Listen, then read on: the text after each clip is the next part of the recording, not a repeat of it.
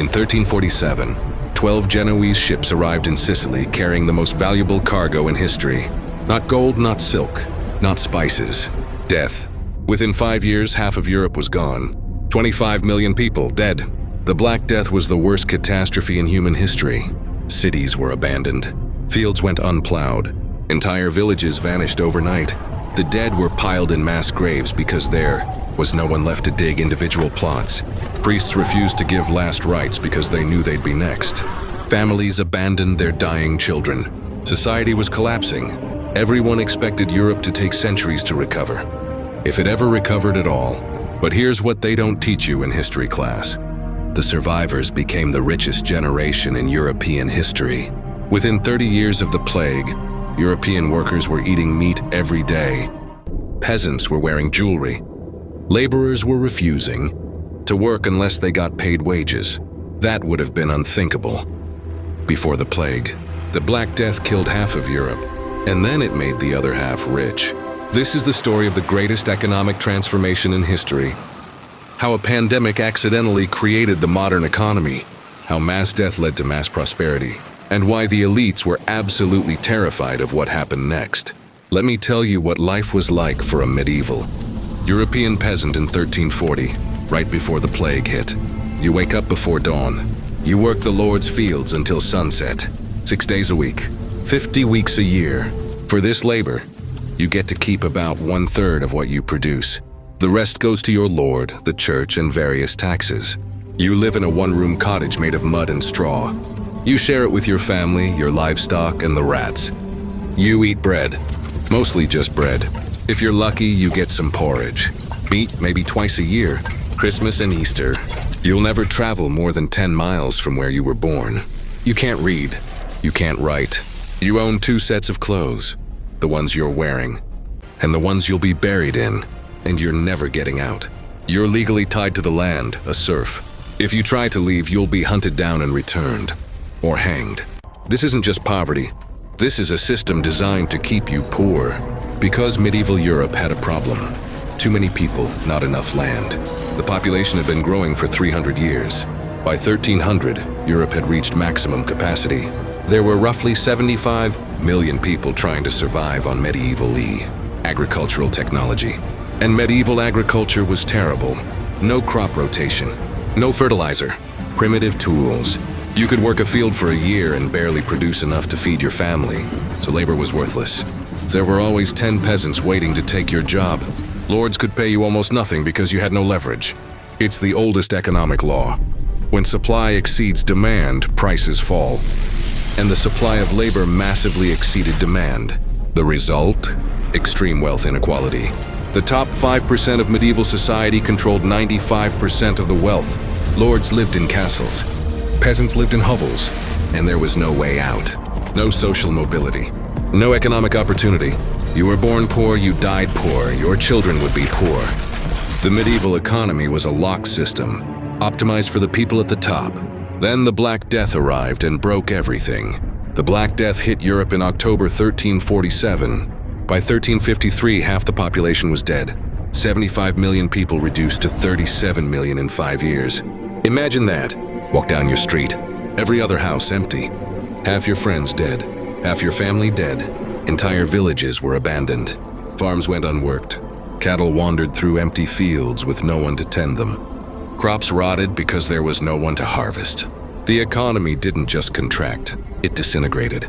Trade collapsed. Manufacturing stopped. Tax revenues plummeted. Governments couldn't function. The church, the wealthiest institution in Europe, couldn't collect tithes from corpses. Everyone expected this to be the end of European civilization. But they were wrong. Because while half the people died, the land didn't disappear. The resources didn't vanish. The tools, the animals, the buildings, all still there. Suddenly, the survivors had something they'd never had before. Options. The fundamental equation of the medieval economy had reversed. Now there was too much land and not enough labor. And when labor becomes scarce, labor becomes valuable. A peasant who survived the plague could look at his lord and say, "You need me more than I need you." And he'd be right. By 1350, the labor shortage was catastrophic. Fields were going unplowed. Harvests were failing. Not because of the plague anymore, but because there weren't enough workers. Lords were panicking. They needed peasants to work their land or they'd starve. But peasants were refusing to work for pre-plague wages. For the first time in European history, laborers had leverage, and they used it. A peasant would walk up to a lord and demand double wages. The lord would refuse. The peasant would shrug and walk to the next estate, where they'd pay double. Within a decade, wages had doubled. In some places, tripled. Governments tried to stop it. In 1349, England passed the Ordinance of Laborers, a law freezing wages at pre-plague levels. It declared that any worker who demanded higher wages could be imprisoned. Failed completely. You can't enforce wage controls when employers are desperate for workers. Lords ignored the law and paid whatever they had to pay. By 1360, an English laborer was earning more than twice what his father earned. In 1340, a French peasant could demand wages that would have been unthinkable a generation earlier. And here's where it gets really interesting. People started spending that money because for the first time in their lives, medieval workers had disposable income. Let's talk about what happened to European workers after 1350. First, diet transformed. Before the plague, peasants ate bread. After the plague, they ate meat. Archaeological evidence shows this clearly. Bones from pre-plague peasant sites show protein deficiency. Bones from post-plague sites show regular meat consumption. Why? Because with half the population gone, there were suddenly way more animals per person. Cattle that used to feed a village of 100 now fed a village of 50. Prices dropped. Ordinary people could afford meat. By 1370, English workers were consuming 2 to 3 pounds of meat per week. That's more than most modern Americans. Second, housing improved. With half the population dead, there were suddenly empty houses everywhere. Good houses. Stone houses. Houses that used to belong to wealthier families who died in the plague. Survivors moved into better housing. Peasants upgraded from mud huts to timber frame houses. They had separate rooms, actual furniture. Glass windows became common, a luxury item before the plague. Third, clothing changed. Before the plague, peasants wore rough wool tunics, one outfit for their entire lives. After the plague, people had wardrobes. Sumptuary laws from the 1360s complain about peasants wearing silk and jewelry, items that used to be restricted to the nobility. Laws had to be passed forbidding lower classes from dressing above their station. Why? Because workers could afford it now. Fourth, working hours decreased. This is huge. Before the plague, peasants worked sunrise to sunset, 6 days a week. After the plague, workers started negotiating their hours. By 1400, English laborers worked about 250 days a year. They had Sundays off. They had Saints' days off. And there were a lot of Saints' days. They took long lunch breaks. The medieval worker in 1400 had more leisure time than the average American worker in 2025. Fifth, social mobility became possible. Before the plague, you died in the same social class you were born in. After the plague, people moved. Peasants abandoned bad lords and moved to estates offering better terms. Serfs bought their freedom, and lords desperate for workers accepted. People moved to cities where wages were even higher. The old feudal system, where you were legally bound to the land, started breaking down, not because of revolution, because of economics. Sixth, education expanded. Before the plague, literacy was restricted to clergy and nobility. After the plague, merchant guilds started schools. Successful peasants sent their children to learn reading and arithmetic. Universities expanded. Between 1350 and 1400, more new universities were founded than in the previous 200 years. Why? Because there was a labor shortage in skilled professions too. Society needed educated people. And finally, and this is the most important, people's expectations changed. A generation grew up believing they deserved more than their parents had. They expected meat. They expected leisure. They expected to be paid fairly. When authorities tried to push back, workers resisted. In 1381, English peasants revolted. The peasants' revolt wasn't about starvation. It was about protecting the economic gains they'd made. They'd tasted prosperity, and they weren't going back. The revolt failed, but the economic changes didn't. By 1400, the average European worker was living a life of material comfort. That would have seemed impossible in 1340. The survivors of the Black Death became By medieval standards, rich. Now let's talk about the people who hated all of this. The elites. Medieval lords, church officials, and nobility watched the post-plague economic boom with absolute horror. Not because people were dying, they'd already died. Because the survivors were getting uppity, peasants refusing to bow, workers demanding contracts, servants wearing jewelry. The social order was collapsing. Chronicles from the 1360s, 1380s are filled with complaints about the arrogance of the lower classes.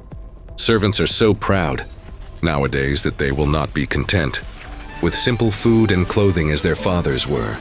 Wrote one English chronicler, "They must have the best." Another complained, "Workers will not accept employment unless they receive excessive wages." Excessive, for wanting to eat meat. The elites tried everything to reverse the changes. They passed laws fixing wages, failed. They passed laws forbidding peasants from wearing fine clothing, ignored. They passed laws restricting worker movement, unenforceable. They even tried to reimpose serfdom in some regions. It didn't work. You can't force people back into bondage when they have options. The fundamental economic reality had changed, and no amount of legislation could change it back. But here's what really scared the elites: the philosophical shift. Before the plague, there was a widespread belief that poverty was God's will, that the social hierarchy was divinely ordained, that peasants were poor because that's how God made them. After the plague, people started questioning that. If God wanted us to be poor, why did He give us this prosperity? If the old system was divinely ordained, why did it collapse so easily? Heretical religious movements exploded in the late 1400s, the Lollards in England, the Hussites in Bohemia, all questioning church authority, feudal hierarchy, traditional social order, the seeds of the Protestant Reformation and eventually the Enlightenment were planted in the post-plague economic boom. When ordinary people experience prosperity, they start asking, why don't we have more of this? And that question is dangerous to any system built on inequality. The Black Death broke medieval feudalism, not immediately, not completely, but irreversibly. By 1500, serfdom had largely disappeared in Western Europe. Wage labor was the norm. Social mobility was possible. The modern economy was emerging, and it all started with the greatest catastrophe in human history. Now, before we romanticize this too much, let's be clear. The Black Death was a horror beyond imagination. 25 million people died screaming in agony. Children watched their parents die. Parents buried their children. Entire family lines were extinguished. The survivors were traumatized. Medieval art after the plague is obsessed with death, dancing skeletons. The Grim Reaper, apocalyptic visions. They lived with survivors' guilt and fear of the plague returning. And it did return. The plague came back every 10, 20 years for the next 300 years. Each outbreak killed thousands. The fear never went away. The prosperity came at an unimaginable cost. And it wasn't evenly distributed. Yes, workers in Western Europe, England, France, Italy, saw huge gains. But Eastern Europe went the opposite direction. Lords there successfully reimposed serfdom, creating a system even harsher than before the plague.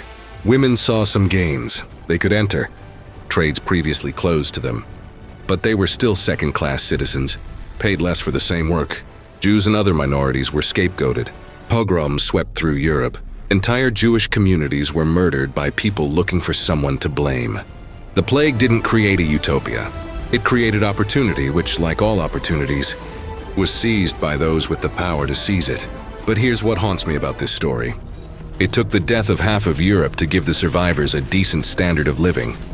It took the worst catastrophe in human history to break a economic system designed to keep people poor. The medieval economy wasn't some natural state. It was a system created and maintained by people with power to benefit people with power. And it took mass death to change it. So here's the question. What does that say about our economy? The average American worker today has less leisure time than a medieval peasant in 1400. Wages have stagnated for 50 years while productivity skyrocketed. Wealth inequality is approaching medieval levels. We don't need a plague to fix this. We have the resources, the technology, the knowledge to create broad prosperity. The medieval economy required mass death to change, because the people in power would never willingly give up their advantages. Sound familiar? The Black Death proved something important. When labor becomes scarce, labor becomes valuable. When workers have leverage, wages rise.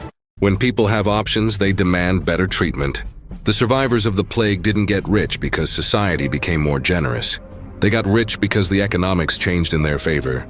And the moment the economics shifted, back when populations recovered by the 1500s and 1600s, wages fell again. The gains were temporary. Unless we learn the lesson, prosperity requires power. Economic power, political power, the power to say no to exploitation. The Black Death gave medieval workers that power accidentally. For a brief moment in history, ordinary people had leverage, and they used it to completely transform their society. The question is, do we need a catastrophe to do the same? Or can we learn from history and choose to build an economy that works for everyone? Before we're forced to? The medieval workers didn't ask for the plague, but when it happened, they seized the opportunity to demand better. Maybe that's the real lesson. Prosperity is possible. It always was. It just requires changing who has the power.